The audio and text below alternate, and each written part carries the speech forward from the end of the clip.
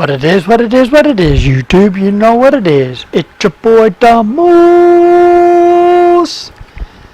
Hit it!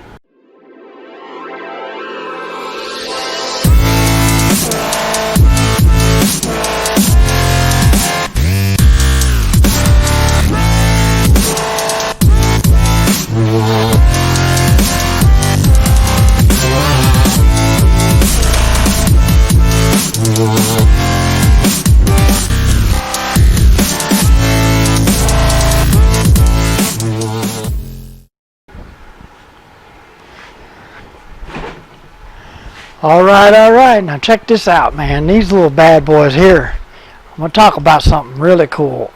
As you've seen in the description, what about these babies? These, right here. I'll get you a better look in a second here, as soon as I get all that turned up there. Okay, these right here. Kind of funky looking, huh? They look like metal, and they were designed by a friend of mine. They stand 27 inches off the ground. Get a good shot of it. They stand 27 inches off the ground. I got these from a friend, like I said. When I first started DJing, he gave them to me, and I use them all the time. The thing is, they're dusty and dirty because they've been sitting in their garage because we ain't had no shows with split systems. These are my split system backup babies, and I'm going to paint them this enamel color. And I wanted to tell you that there's a lot of people out there that don't know that, you know, when people first start, they do what they can. And these were given to me by a friend of mine. I tried to give them back, and he said I could keep them, so I ended up keeping them. My first system that I had actually was a passive system. It was they were a 10-inch system, and like I said, I use these for and that's why I'm glossing them, because they actually work wonders. They do what they're supposed to. Let me say that. I haven't been able to touch them up lately because and hadn't want to, because there wasn't nobody wanting to book. Seems like this coronavirus took everybody out, but that's okay, because I have some words I could say to the person that started this whole dang thing. But, you know, it is what it is, I guess. You know, oh, this table, I ain't worried about it. I have the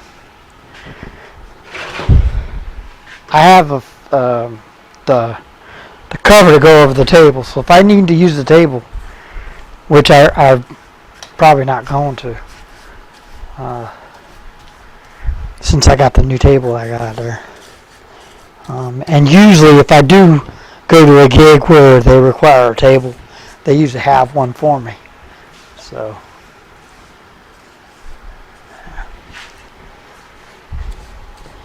but anyways, I did this gig, and I wanted to talk about that while I'm doing this. I did this gig, I think it was 3 years ago. No, I take that back. It wasn't 3 years ago. It was maybe a year and a half ago.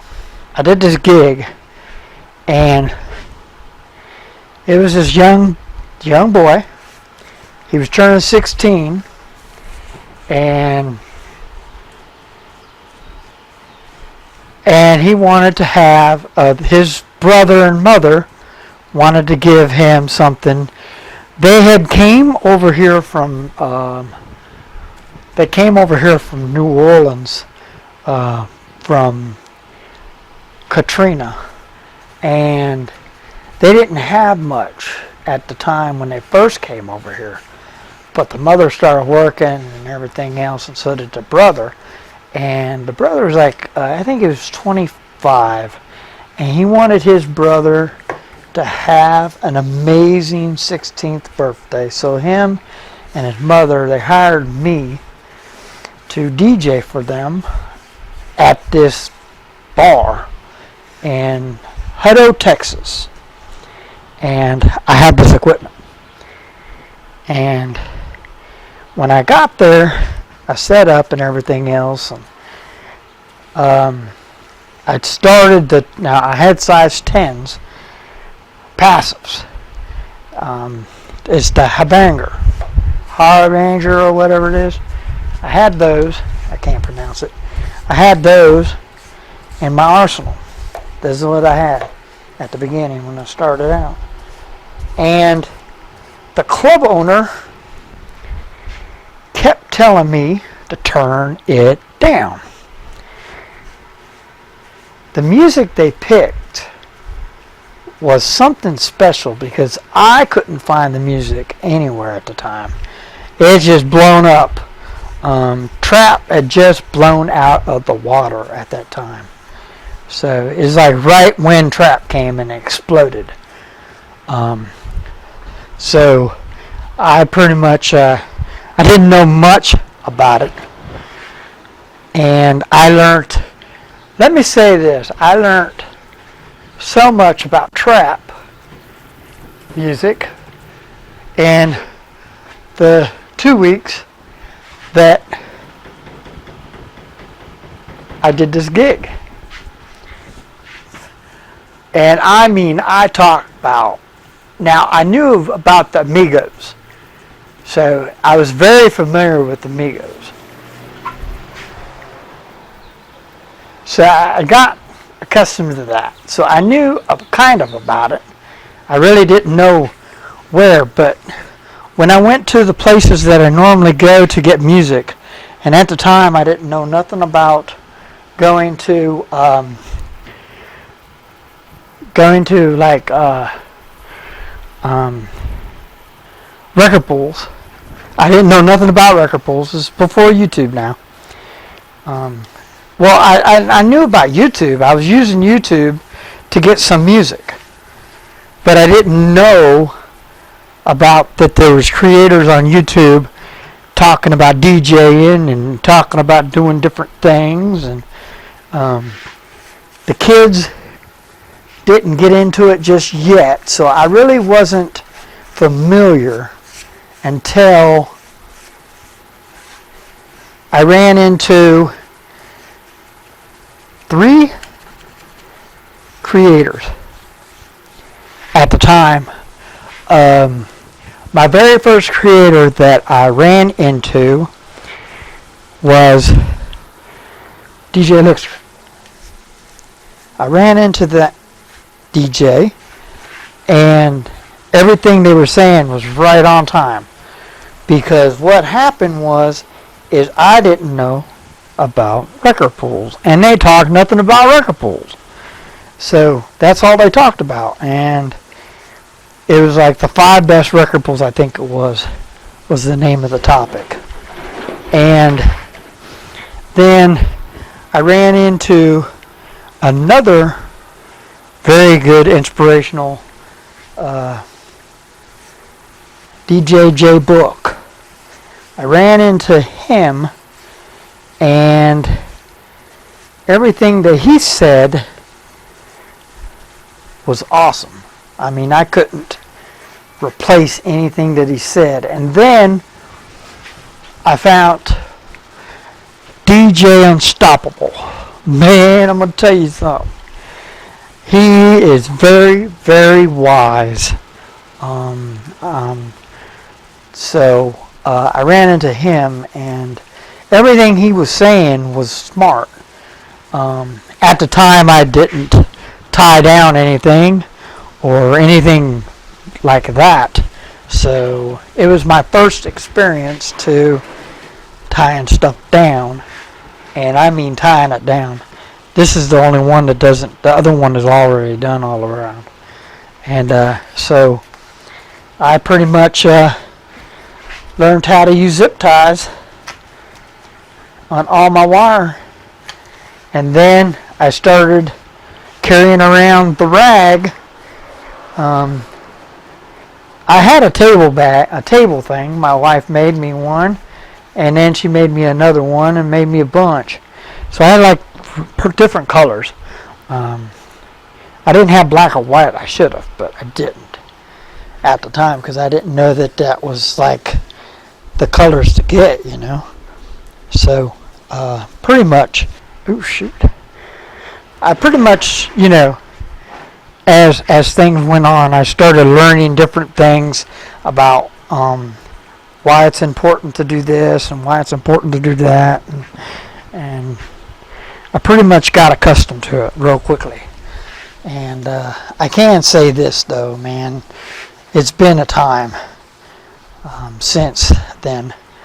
I had this idea that I wanted to become a creator, and so I was, you know, and that's what I've been doing for the past 9 months, I think it is, and I'm enjoying it because I get into all kinds of stuff. Like I said, this stuff right here will be all glossed out, and it'll be nice looking. And what I'll do is I'll go over it, make sure that it's not pulling up or anything like that. It's pretty hot, so it'll dry up pretty quickly.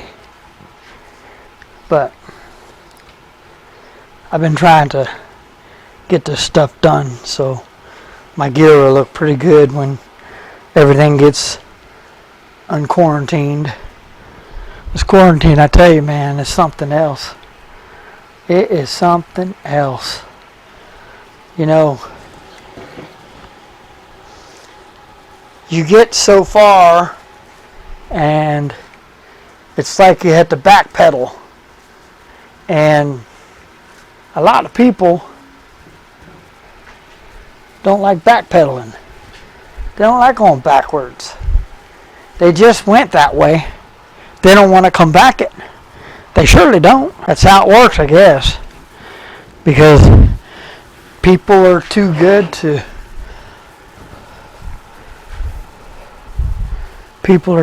say, well, okay, I'll just take 5 minutes. Yeah, sure, you're right. Maybe I should do that. No, they don't do that. But anyway, we're not going to talk about other people. Okay, so I just wanted to talk to y'all and tell you about the thing going on here and what's going on now. What's happening is this. So the setup is all ready to go. This is all going to be done and painted. So tomorrow I will come in here and I will start finishing up everything. And what I mean by that is the table will be up on the inventor's table here, and I will start wiring it up. So now there's a couple things that I have to wait for, but what I'm going to do is I'm going to use the temporary wire that I have, because how it's going to work is the hole here on the table, there's going to be a couple things in there, but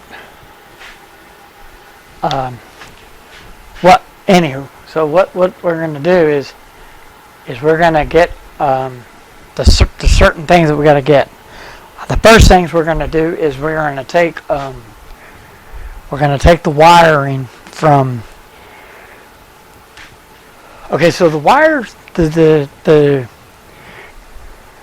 XLR pass-throughs. Okay, there's two of them. I have two pass-throughs, which are XLR pass-throughs. I have them. And what's going to happen is these pass-throughs are going to go to the Tion 4A. They're going to come out of that. No. Sorry. So I take that back. Scratch that. Okay, so what's going to happen is this. The table's going to sit down, and in the front, Biggin is going to be in the front of the setup. She's going to be in front. The table's going to go behind it. The pole that I have for the sub that I ordered to go with the sub is going to be designed for the TV. I'm going to make a TV mount for it, and the TV is going to be mounted on that pole, and it's going to live on that pole. Pretty good about doing that. I did it before. I used these actually. These secondary units. That's why they're all scarred up on top, because I tighten it down. But anyway, so I'm going to use that pole, and it's going to have the TV on it. And then the TV is going to hold it, and all the wires are going to go behind it. And I have these fancy Viaprines, these Viaprine tubes. I'm going to get another set, and I'm going to use Viaprine from there on out. So all the wires will be in the Viaprine, so that's all the client will see. It will be exposed for a second. Sorry, it'll be exposed for a second, just a minute of second. No wires be exposed, but just the Viaprine, and the Viaprine is black.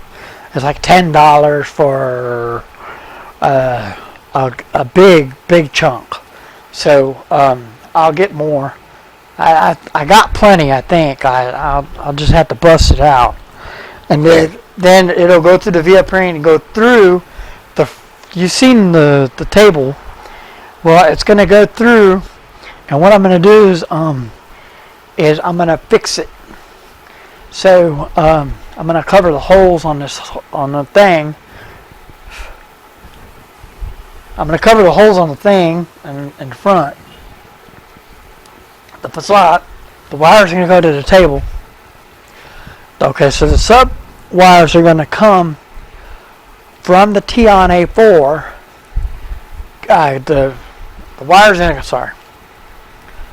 going to come from the Roland 505. They're going to go from the Roland 505, and then they're going to go into the Tion A4. They're going to go from the Tion A4, and then they're going to go from the Tion A4 to the sub. They're going to go from the sub to the table. The table has the wires coming out, and the XLR is going to send them to the speakers.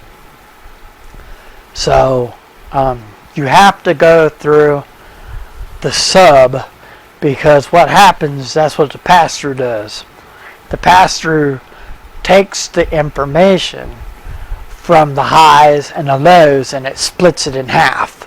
It takes what it needs to send to the sub, and then the highs go to the speakers. That's how it works. So you're going to still hear some lows in a speaker, because it doesn't take that much. It does take a lot. Don't get me wrong, but it does have some that goes through to the tops, but it's not as bad. And when you plug in a sub to your system, and the reason why it's going through the Tion A4 is because I can control the power. I can control the sound that it takes from the controller to the sub. I can always turn down the master. It has a master, which is good to have. It has a master, and my controller has a master, and then the sub has a master. So it's got 3 masters. It's got like a bunch of equalization. So by the time it gets to the sub and the highs, I can use the equalization from the highs and the sub, and it'll be right on the money. So that's what this is about. It's about getting the proper sound, so when I do gigs. That being said, okay, now this is a big one for all of you who stayed this far. I have a giveaway, and I need you to follow me with my email. With the email, go to your email and email me your information. The luckiest winner, when we hit 20 subscribers, I'm going to go ahead and give that giveaway away. But you have to leave me an email in my email in order to get. And I need 20 subscribers. It was supposed to be by tomorrow. Well, by Friday. I'm going to say by Friday. So I need 20 subscribers by Friday so I can go ahead and give this giveaway away. And on Friday, I'm going to do a live shop. So it'll be from my computer, not this. So that being said, follow me on Instagram. Go ahead and subscribe to my channel. And if you like what you hear, hit the like button. If you don't like what you hear, hit the don't like button. And please hit that bell. Hit the bells. Hit the bells. Hit the bells to get more notifications about when I put out my next videos. And with that being said, go ahead and give you the skillful thought of the day.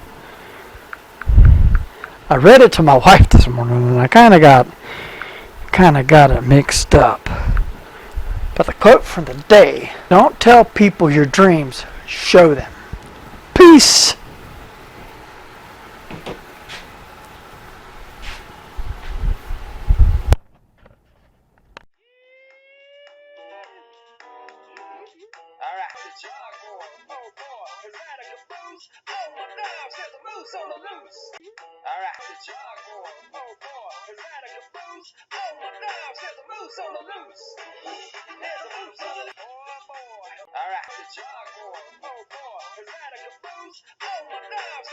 On the loose.